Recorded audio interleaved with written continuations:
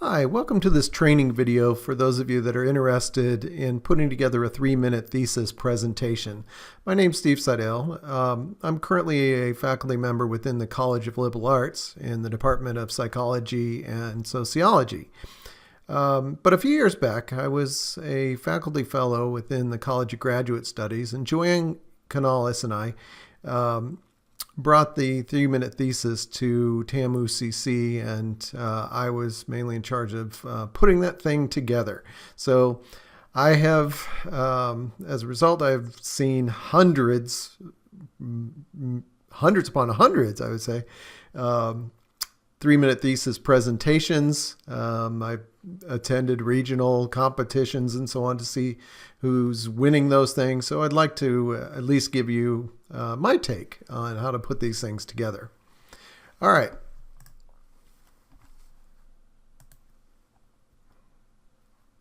So first of all, let's talk about the concept and what it is. As you can read here, the 3-minute thesis competition is a research communication competition developed by the University of Queensland in Australia in 2008.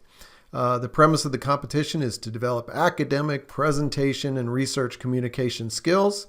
It supports the development of students' capacity to effectively explain their research in a language appropriate to an intelligent but non-specialist audience, which you'll see becomes kind of key to putting these things together. Graduate students have 3 minutes, right, to present compelling orations of their dissertation topics or thesis topics and their significance. 3MT is not an exercise in watering down research, but forces students to consolidate their ideas and concisely explain their research discoveries. Okay. As far as the rules go, right, you have a single static PowerPoint slide that you can use. It can't do anything special. It just kind of sits up there while you're presenting your talk, right? So no animations or transitions, no movement of any kind, no sound, anything like that. The slide is to be presented at the beginning of the talk and be up there the whole time. No additional electronic media is allowed. No additional props, so costumes, musical instruments, laboratory equipment are permitted. Presentations are limited to 3 minutes maximum, and competitors exceeding 3 minutes are disqualified. Now keep in mind, some of you might get there right at the end, and you might be something like, and I just want to thank all the judges or something like this. If that's what you do and go over, I don't think we'll penalize you for that. But I'm not the judge. Okay, so their decisions are final.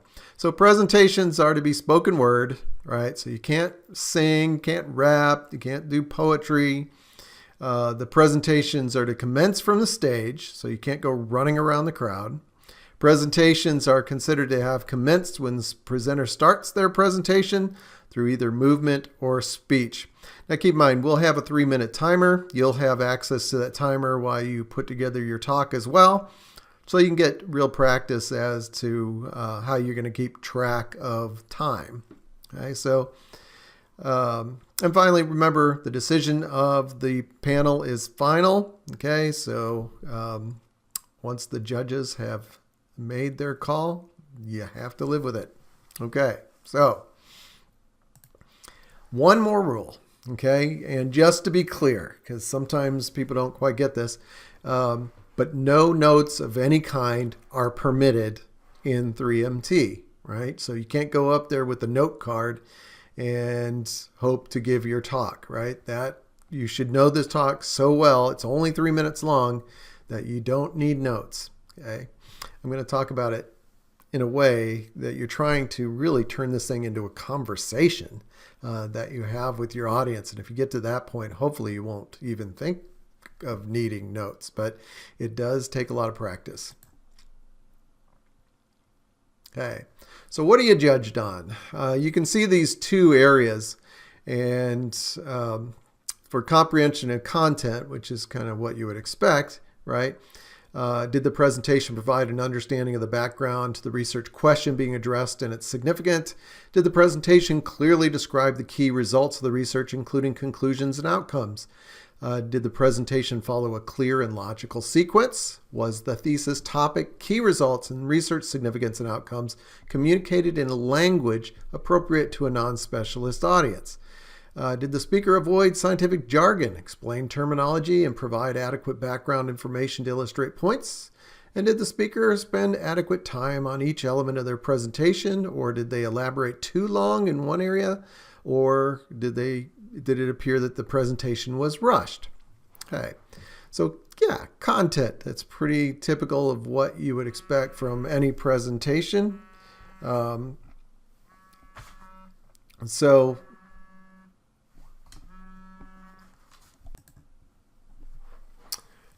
Okay.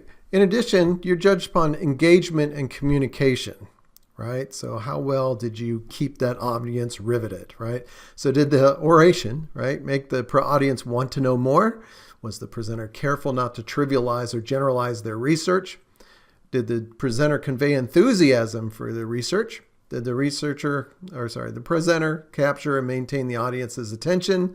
Did the speaker have sufficient stage presence, eye contact, vocal range, maintain a steady pace, and have a confident stance?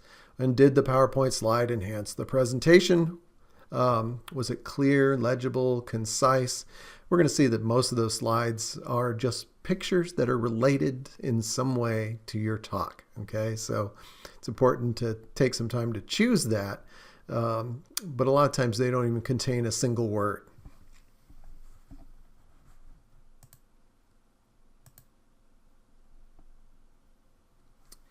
All right, so let's talk about designing those talks, right?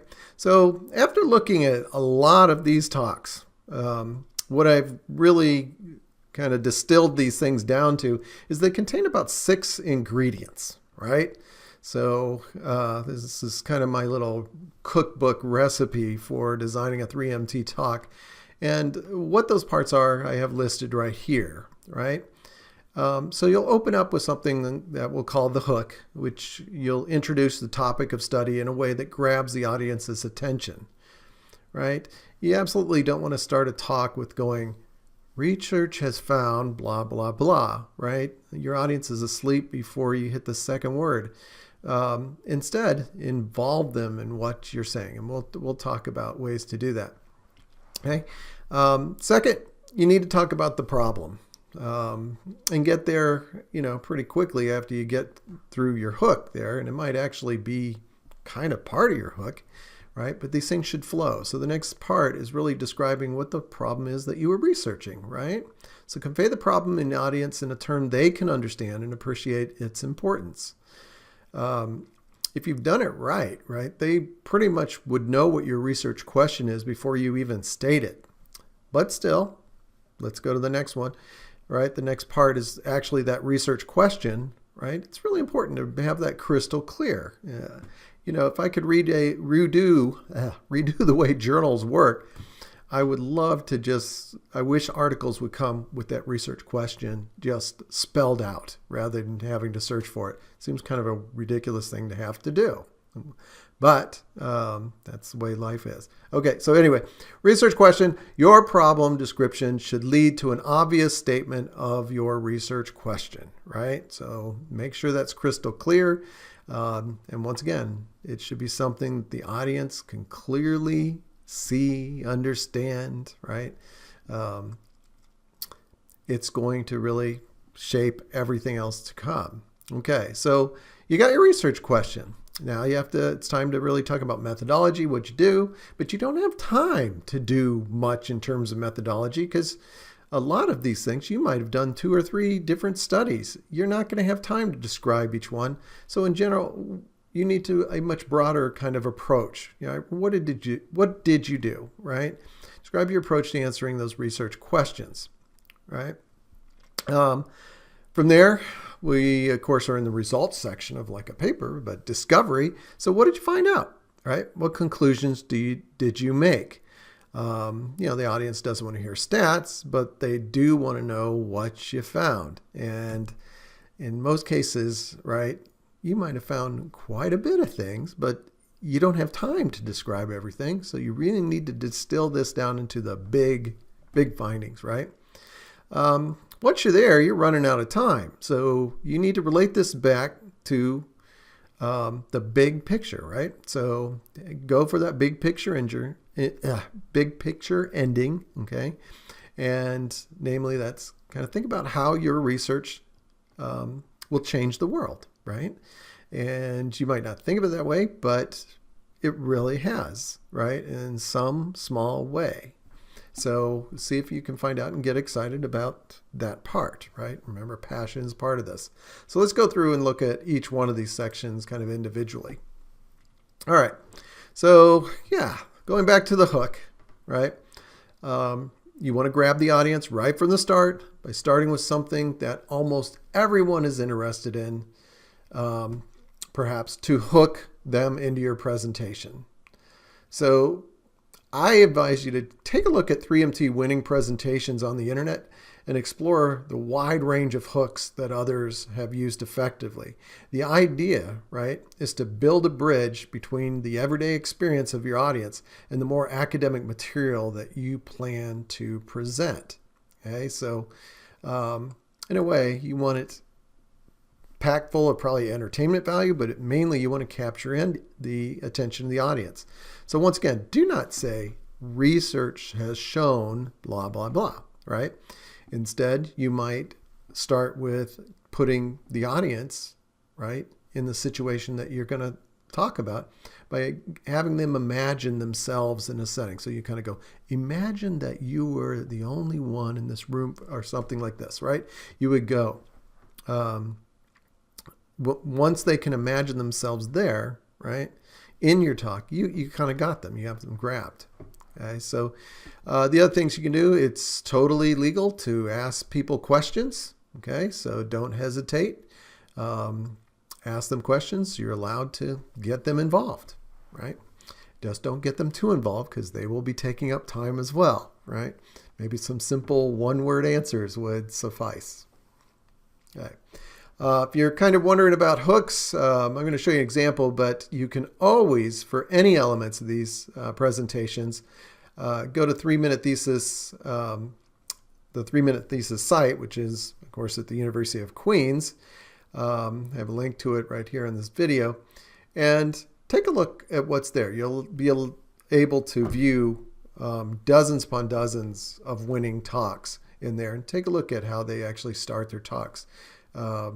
If you can't think of a way on your own, my guess is looking at others should give you some ideas. All right. Next, the problem, right? So after hooking the audience, you'll be ready to describe the problem that you chose to tackle. So note that this is not your research question, but is the big picture version of it. So it's important to convey why this problem is important. Right? And big picture stuff really is easier to follow for your audience and really understand importance than talking about things on a very small scale. So more specifically, why it should be important to the audience is what you want to convey, right? So if there's terminology that needs to be defined for your research question, it should be done here, but avoid the use of jargon that your audience will not understand.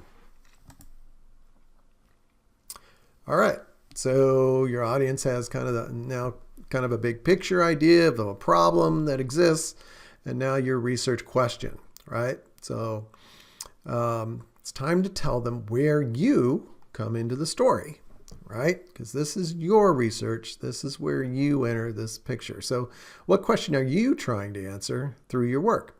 Be sure that you state this in a way that's understandable to the audience, and any terms that needed to be defined should have already been defined, right, while describing the problem. This will likely be a very short piece of your presentation, right? It's just a question, but it's really critical because it marks the transition between problem and approach. Okay, so a clearly stated research question just makes your presentation much, much easier for the audience to follow. All right. So we got a research question, right? So now we're on to the approach you took to answer that question. So you just stated your research question. The audience is begging to hear what you chose to do to answer this question, and time permitting, why you chose that approach. Don't forget, who you are talking to at this point. Keep the description of your approach methods as simple as possible. If your methods were complicated, this is where you might want to use something on your slide to help you convey that information. So if something, and it doesn't just have to be a method, but if there's some part that really is tough, right, to get audience to understand, then it begs for a visual. And you may want to use your slide that way, right? And it really just depends on the talk. So after hearing your approach, the audience should be able to foresee the possible outcomes of your investigation, right? So they don't have to guess at what your hypotheses are, probably, if they know your research question and they have a little background. So then you're on to the discovery, right? What did you find? So time to tell the audience what you found and what conclusions you made. You won't have time to tell them all the details, so stick to the major findings, which should include the most interesting ones, right? When you consider a result interesting, make sure that you explain why it's interesting, because your audience might not quite understand that. So be excited about this section. Your passion should peak, right, with discoveries, right? Because this is the fun part of research. Even if you don't find something, there's still passion, right? So you might have a talk where you didn't find a darn thing, but you're very disappointed, and make it sound like that, okay? So I think it helps. The big picture, right? So you're in the home stretch, right? It's time to bring your talk full circle. So if you know anything about circular writing, you want the ending to be related to how you start. So if you can do that, it's kind of a nice little style, okay, reminder. So return to the big picture problem you started with, right? And end with a grand statement of how your research or research agenda may or will change the world. So if you can put that in a nutshell and end with that big statement, right? There you go. I think you get bonus points anytime you can relate that right back to the very beginning of your talk, right? So take a look at what you want to end with and what you want to begin with, and try your best to make those very related elements of your talk. Okay. For what I've seen in terms of 3MT, these are probably the most common mistakes that students make. Number one, students fail to connect their research to the big picture. So they get kind of lost, and the audience gets lost as well. Just, I don't know if it's so much lost, but they get disinterested because they can't really see the purpose of why anyone is doing this kind of research. Okay, so it's really important to connect that to big picture, okay, especially if the audience is not in your field. Number two, the student did not work hard enough to engage the audience curiosity about their work, right? If you're passionate about the work, it should show, right? So try your best to do so, okay? And put yourself in the position of the audience. What would make you interested in what you're having to say? And if you can't answer that question, my guess is the audience can't either, and they might fall asleep after a few words. Okay, so really work at that engaging and keeping the audience attentive.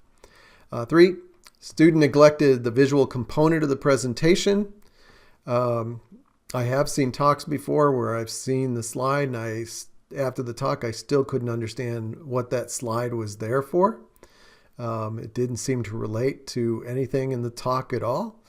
I've also seen slides that were loaded with information, and no one really wanted that. In fact, you have a lot of the audience that's quite far away from your presentation. There was no way they could even read small print. Okay, so yeah, if you're going to use words, make them big and make them few, right? So be careful with that. But I'm just telling you that I think the trend has been just a picture, okay? Photograph, picture, no words at all, but it's something that is related to what the presentation's all about. Fourth, Student didn't leave long enough room to practice the presentation, right? And a word, procrastination. Okay, that's what this one is. How long does it take to kind of get your presentation ready? Okay. It's nice if you have a full month. The way we're setting it up this semester, you should have a full month to work on these things.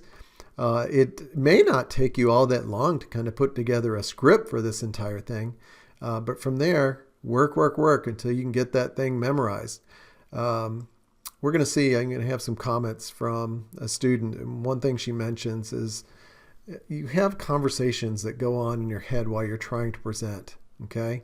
It's kind of noise that's distracting from what you're trying to do. You're kind of ready for a presentation when you don't hear those voices anymore, right? You know this talk so well that you don't have to even think about what's coming next. Okay. And once you're there, you can do beautiful things with your talk because you can work on other elements of your talk, your voice inflection, your timing. Okay. And it really doesn't come until you have, right, gone through enough practice where absolutely you just don't need notes at all anymore. Okay. Last, student failed to demonstrate their enthusiasm for their topic, right? Some students, I think, one-on-one do a lot better. Okay, but getting in front of an audience can kind of intimidate some, and they get overly serious, right? I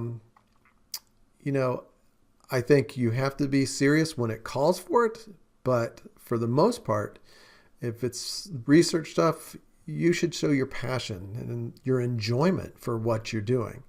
Once again, if you're talking about death and going through a specific example of it, okay, maybe it's a relative that died, you probably shouldn't be laughing at that point in time. Okay, but right, so stay consistent with what's there, but let your emotion show. I think it's really important in terms of selling the audience and keeping them interested.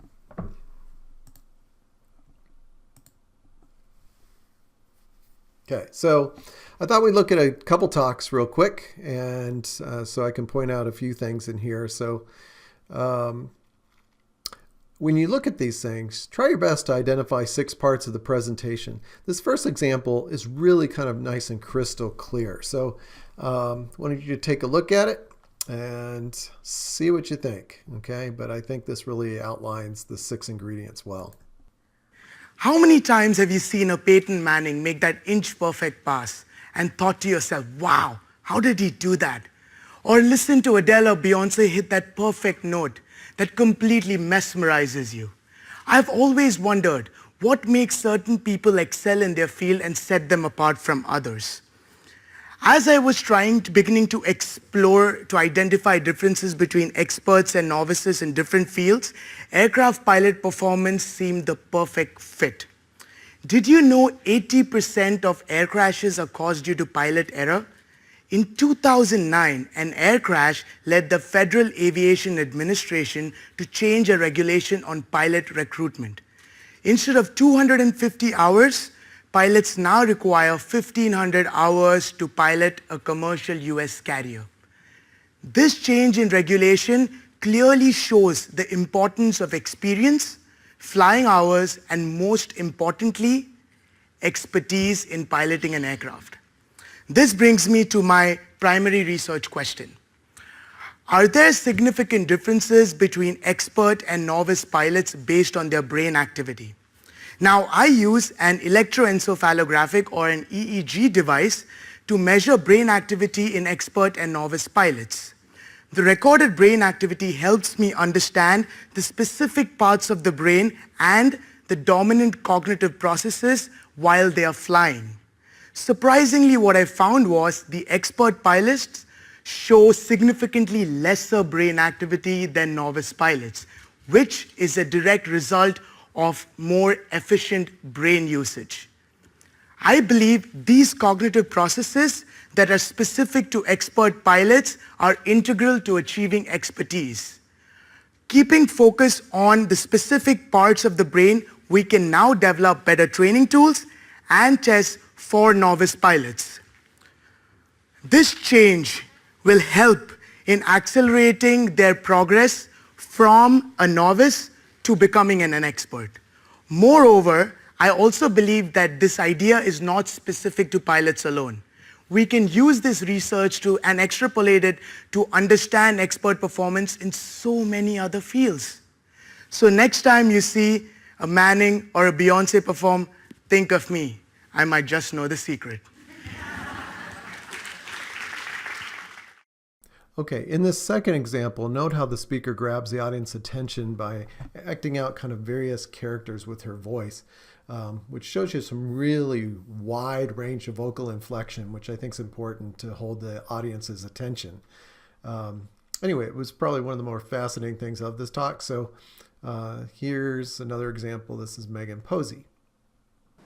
Parents and teachers have become increasingly concerned about girls following the 2006 advent of Facebook. It's been blamed for a rise in bullying and a decline in social skills. My research, however, takes a slightly different approach and looks at three things: grade 8 girls, identity, and Facebook's most commonly used feature, status updates. It's based on a simple and age-old premise. If all the world's a stage, then surely Facebook is just another stage on which actors can perform. And what do all actors want? Desirable reactions from their audiences. This involves trying a number of different strategies on for size. Should I present myself as kind, needy, self-sacrificial, talented, intimidating? So, dramaturgical metaphor in hand, I set about answering two questions. First, which of these strategies are grade 8 girls using in their status updates? And second, how and why are grade 8 girls using their status updates more broadly? I used a mixed methods approach, and 349 surveys, 9 interviews and 445 status updates later, I had some answers. I collected updates ranging from long weekend, yay, to piss off, to how do people just have sex with complete strangers? I can't even order pizza over the phone. And I coded these status updates according to the strategies these girls were using to present themselves. While you would expect that bullying and attention seeking would rate highly, they didn't. Girls most commonly presented themselves as likable by using flattery and compliments. And this is exactly what happens in offline settings.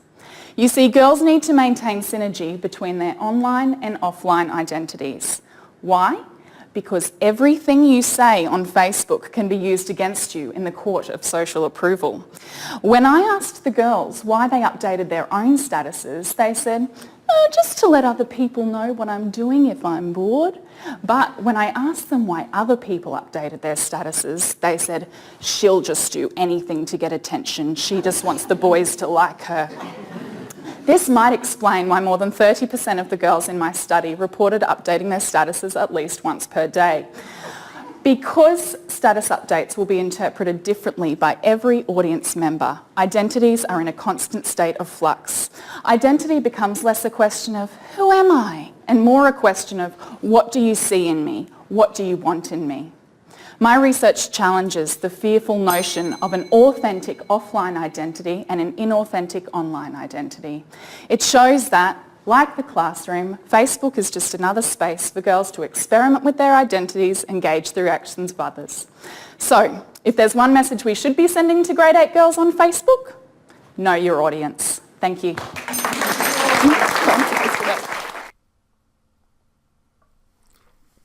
Okay.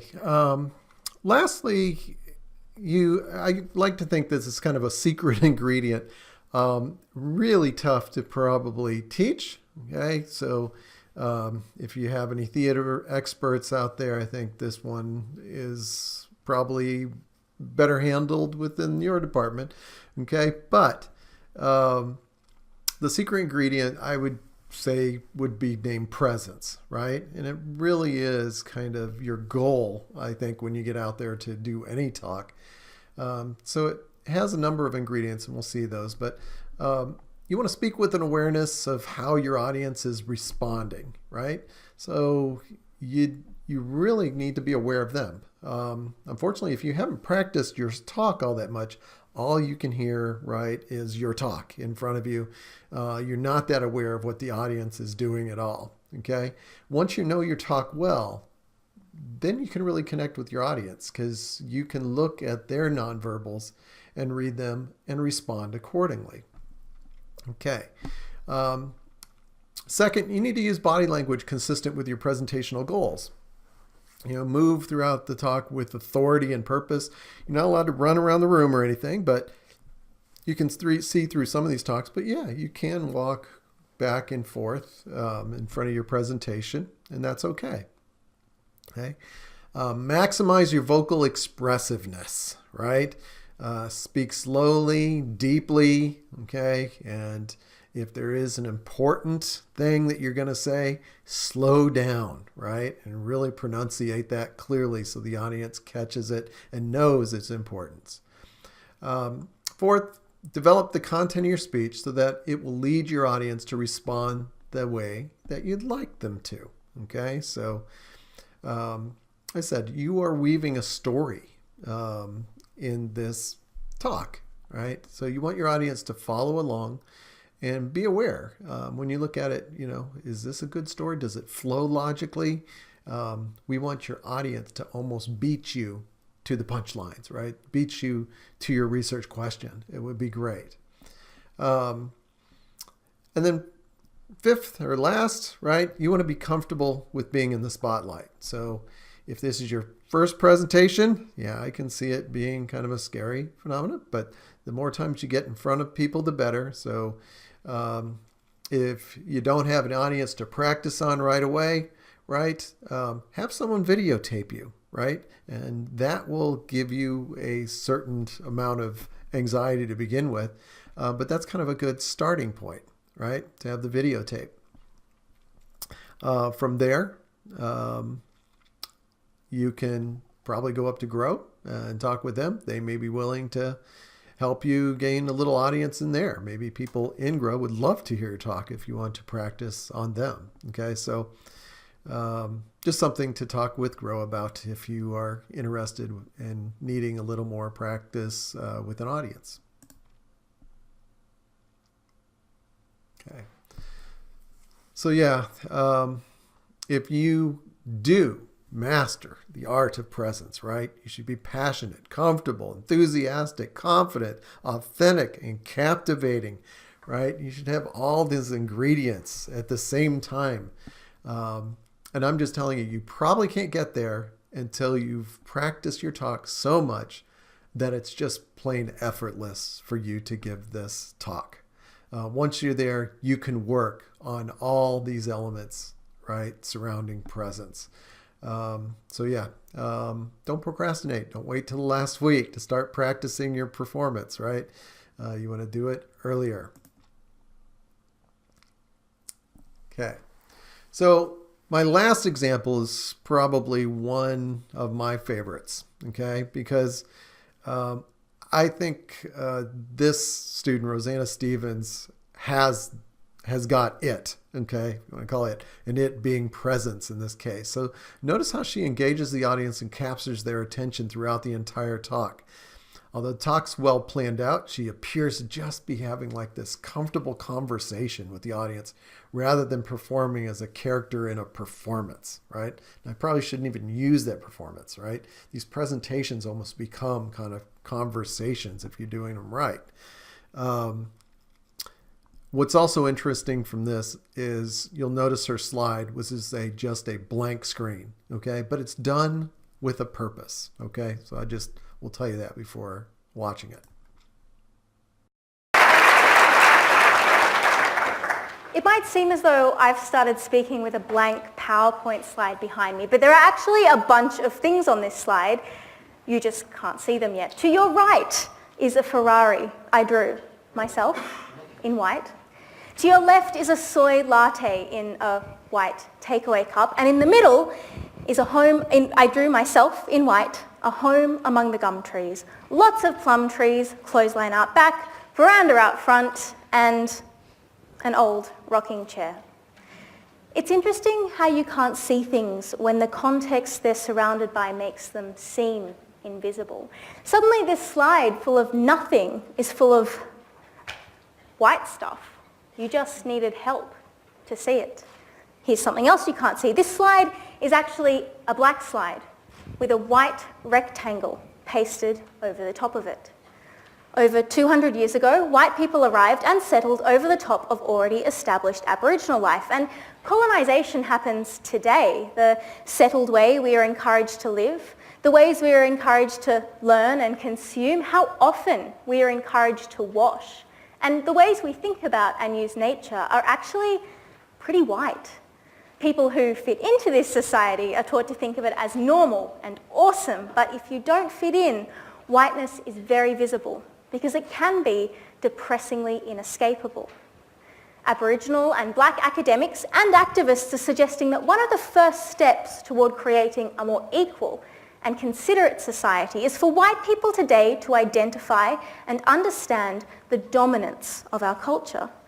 From there, we can challenge how, in modern Australia, one way of life smothers another.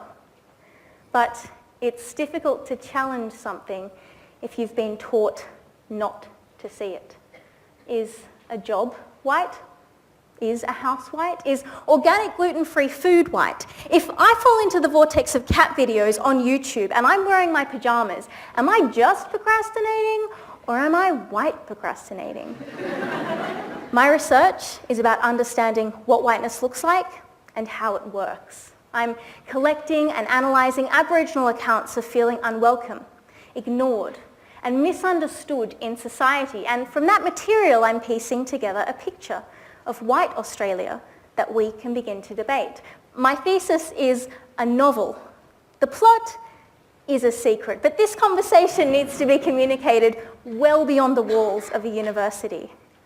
My hope is that research in this field will point toward a more equal, considerate, and respectful Australia that is so much more than just white.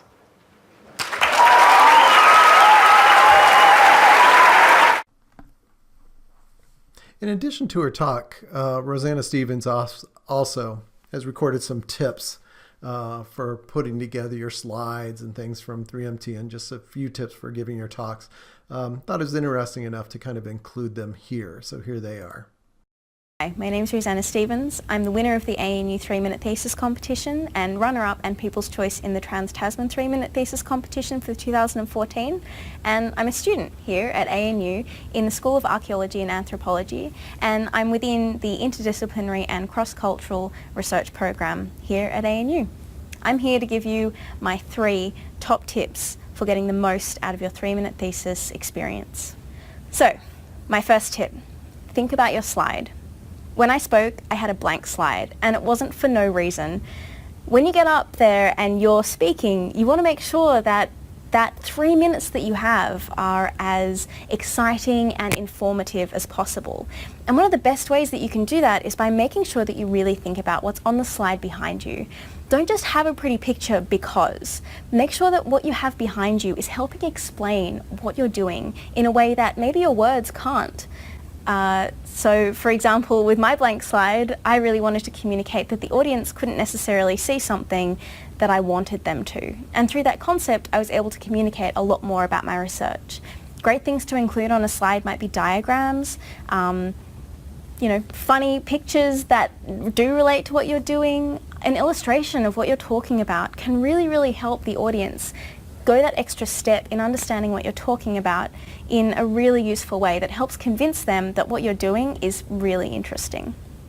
Tip 2, change or save the world. That might sound like a really big thing to do, but the 3-minute thesis is a really great time to check in with yourself about why you're doing your research and how it's important to you, but also how it might be important to the broader community. Remember that you're doing the 3-minute thesis because you're communicating your research to a lay audience. And a lay audience want to understand why you're passionate about what you're talking about. So sit down and think about how your research isn't necessarily changing everybody's lives, but is changing the world in a way. So, for example, with my research, I'm writing a novel. Sure, that's my thesis. But on top of that, I'm actually wanting to interrogate the way that society functions to create a better sense of equality culturally and racially in Australia. And when you talk about your research in those terms, the audience can suddenly relate to what you're talking about in a new way that helps them shed light on why what you're doing is so weighted and vital and why you're passionate about it in the first place. Tip 3. In the words of a famous Disney princess, let it go.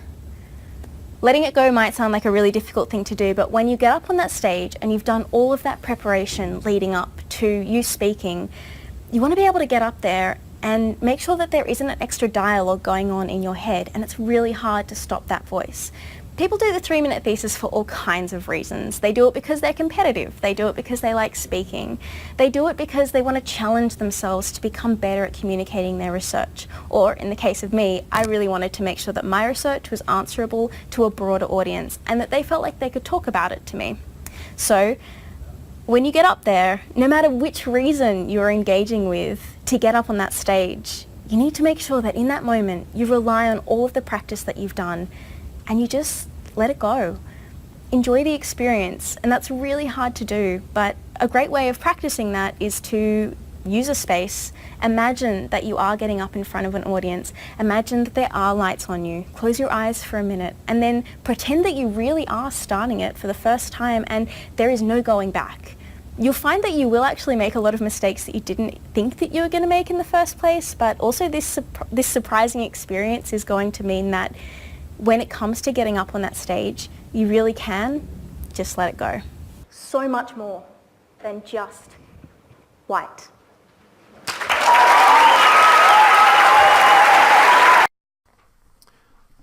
Okay, so kind of final comments. All good presentations should do a number of things, right? So you should engage the audience, right? Remember, there's a People Choice Award. Actually, the audience is going to vote on third place, at least in some of these competitions they do. And explicitly connect the research to the real world, right? That big picture is really kind of important. Some more obvious things, right? Speak clearly and comprehensively, right? Remember, the audience does not speak the discipline's language, so stay away from that academic language. Choose your words wisely, right? Choose active verbs, right? Shorter words, sentences. They'll work better in this case. Avoid the jargon, acronyms. Pace yourself and find your own rhythm.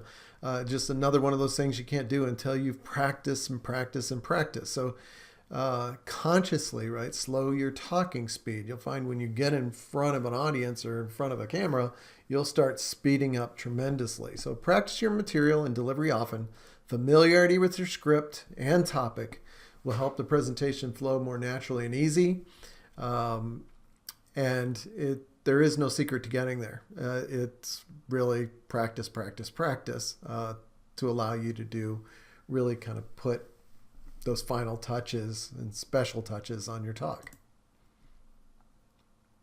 Okay. Just note, as I mentioned before, you can check out tons of video presentations of 3MT from around the world. You can go through the official 3minutethesis.org site, or you can check out other universities in the US because so many are now having these competitions. So grab the YouTube or Google 3MT winners or just 3MT talks at different universities and take a look at what those look like as well, right? I am confident if you go in there, it's very well worth looking at a bunch of these winners.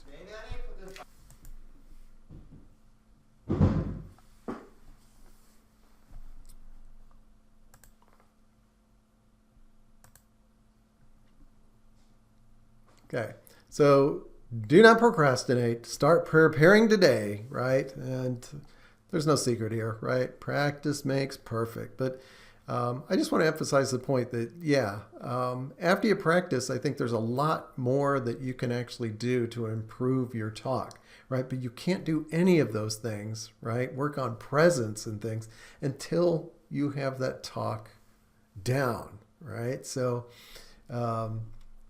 plan accordingly. All right, so finally, if you need some assistance or you want some feedback on your talk, you need a place to practice, Okay, we're always happy to help students prepare for 3MT at Grow. So do not hesitate to contact us at Grow. So the Grow Suite office is located in the library, room 220 on the second floor. Our phone number over here is 825-2507. Give us a call, and you're welcome to contact me. Feel free. I am more than happy to talk with you about these things, but start with faculty in your area as well. I'm sure a lot of them would love to give you advice in terms of these talks. Okay. And just to end, I wish you the best in putting this presentation together. If I can be of any assistance in the future, do not hesitate.